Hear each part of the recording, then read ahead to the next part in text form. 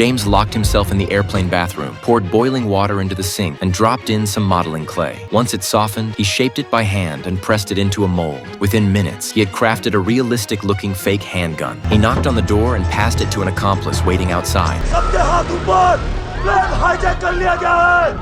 At the same time, two other hijackers sprang into action. The group quickly took control of the entire plane. They grabbed a flight attendant named Hannah and demanded to know who among the passengers was the air marshal. To avoid anyone getting hurt, Air Marshal Danny stepped forward and surrendered. The hijackers immediately confiscated his weapon, but just as they were about to remove him, another passenger, Tyler, suddenly resisted and shouted for help. But to his shock, no one moved. Everyone was too scared to step in. Left on his own, Tyler was brutally beaten and left motionless on the cabin floor. A heavy silence fell over the plane. The hijackers then raised a flag and began chanting slogans of their terrorist group. Meanwhile, the captain realized something was wrong in the cabin. He quickly switched to an emergency frequency and alerted ground control that the plane had been hijacked. At the same time, the hijackers were collecting passengers' phones and herding everyone into the economy section for easier control. Once that was done, they brought Hannah to the cockpit and threatened the pilot, demanding he reroute the flight to Kuru Airport. They also ordered him to contact the government and arrange the release of their captured leader, or else they'd kill everyone on board. But what no one knew